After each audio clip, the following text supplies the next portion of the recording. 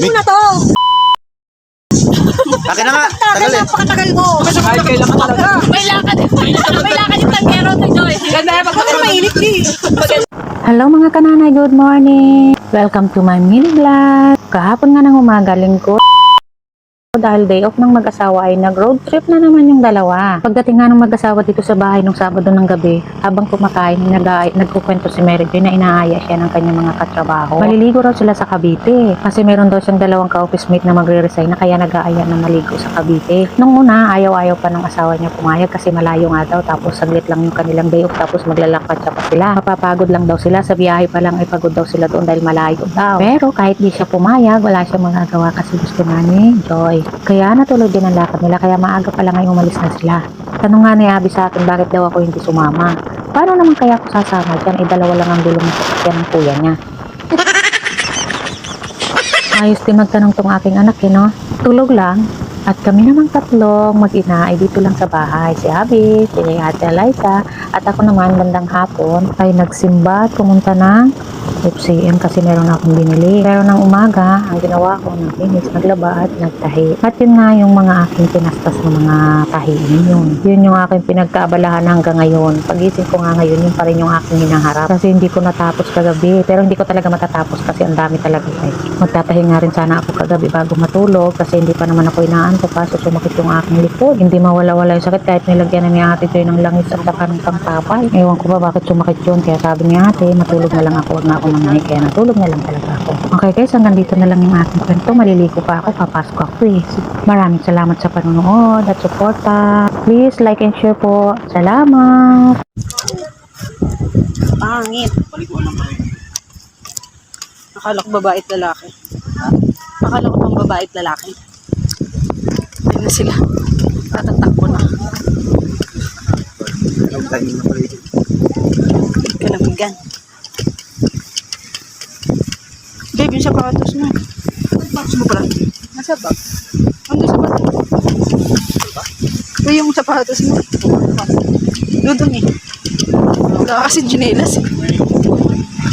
Wala kasing ginelas. May nag-picture ba sila? Hindi, may sinunod ko pa lutos lang. Nakalaksis pala. Ayan, isa ko. Saan tayo? Doon daw sa kabila. Pupunta ako short.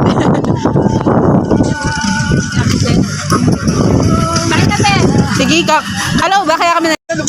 O yan, Joy, tagayin mo na to. Akin na nga. Tagal eh. Napakatagal mo. Kahit kailan ka talaga. May lakad yung tangero to Joy. Ganda yan. Bakit mainit eh? Gusto mo mag-swimming eh. Halika na be. Dali lang, sasyak muna ako. Dito pa. Dito na pa. Sandali lang, uy. Sasyak muna ako. Sandali.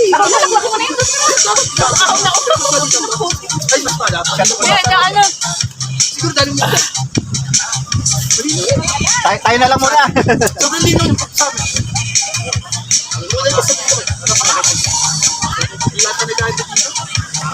Nagbayad kayo papasok?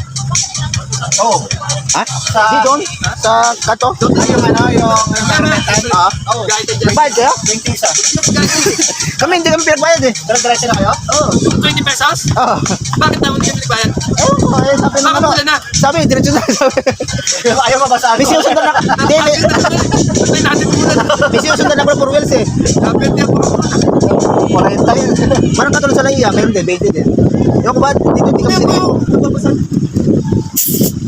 Dito pa yung sapatos eh. Dito pa yung tira. Magkano na entrance 20? Ngayon, mahal na rin. Pero cottage mahal. Ngayon, Yung 20 pa rin, tapos wala ng cottage. Hindi. Pero ano, di ba ganyan yun? Ano, ganyan din ano? Kainit din sa bahay. malimit pa eh, kaya. Hindi ka sanay na, ano? Hindi ka nagtatrabaho. Tainip. Kung ako ko pa yung smart, advisor ako. Dito ko dinala sa araw mo, tonto eh. Dali niya, di. Ano kuya, magpapataan niya? Hindi na. Tumili na tayo ng ano. That's lang eh. Maganda doon sa Aruba. Pagdating ng binakayan na, may bukas pa doon na bar, yung inuman na may banda. Talakin, nawala yung tama ako eh. Yun na lang eh. Yun na lang ako. Sot ulit. Eh yung magkapatid, sunod-sunod lang sa amin eh. Ay, tomboy. Maganda kasi sa floating cottage, bibili ka na ng pagkain, no? Oo. Luto na kayo doon. Maganda, tsaka sigurado dito. Iba diskarte ng mga marinong tito ko eh. Kung saan namatay na eh. Masakit ng